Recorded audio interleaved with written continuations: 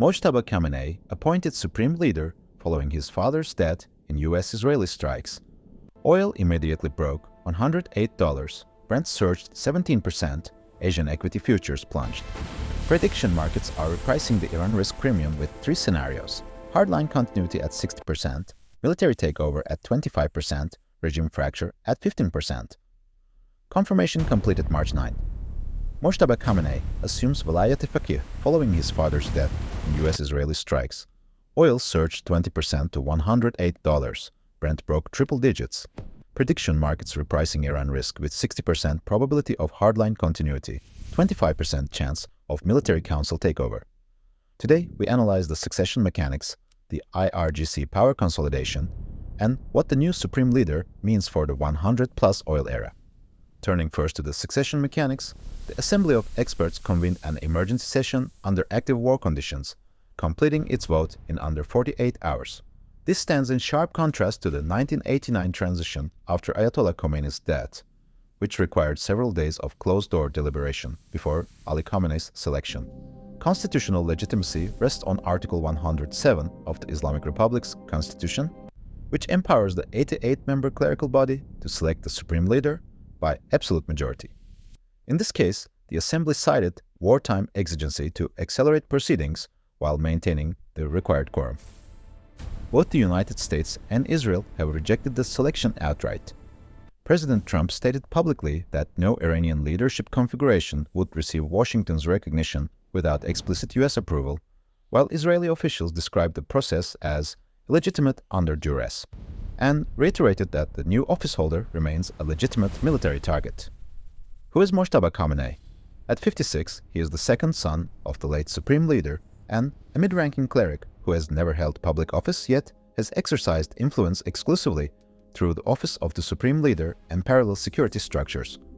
His operational base has long been the Basij resistance force and key IRGC command nodes, where he forged direct patronage networks with Quds Force veterans and domestic intelligence units. Unlike his father, who possessed the religious rank of Ayatollah and decades of revolutionary charisma, Mojtaba holds only Hojjatul Islam status, creating a documented religious deficit that critics inside the clerical establishment have highlighted. This hereditary succession marks the first father-to-son transition in the Islamic Republic's 47-year history and has already triggered quiet controversy among traditionalist factions who view it as a deviation from merit-based vilayat.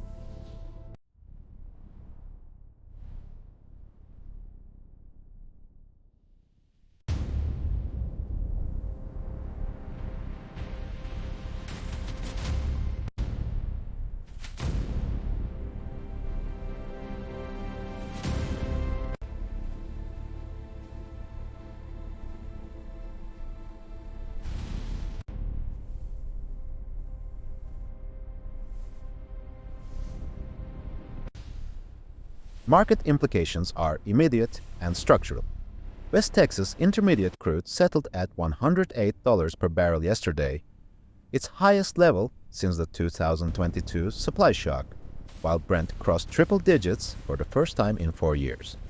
The 20% surge reflects both physical risk to 21% of global seaborne oil trade and a forward-looking premium on prolonged conflict. Strait of Hormuz closure risk is now assessed at 35% by shipping insurers, with Iranian naval exercises already disrupting tanker schedules. Asian equity indices opened down 1.6% overnight, led by petrochemical and airline names. The US dollar surged 1.8% against the euro and 2.4% versus the yen as safe haven flows accelerated. Longer term, the new leadership's documented preference for nuclear program acceleration introduces a fresh layer of tail risk. Enrichment levels, already approaching weapons-grade thresholds, could compress breakout timelines, further embedding a geopolitical risk premium into energy and defense equities. In summary, Mojtaba Khamenei inherits a wartime supreme leadership that is both constitutionally valid and structurally fragile. His profile, IRGC patronage, paramilitary control, and hereditary legitimacy, points to hardline continuity rather than de-escalation. The $100 plus oil era is no longer a scenario. It is the baseline pricing environment. The new supreme leader enters office as a marked man, with US and Israeli policy explicitly rejecting accommodation. Escalation probability remains elevated, and institutional portfolios must now calibrate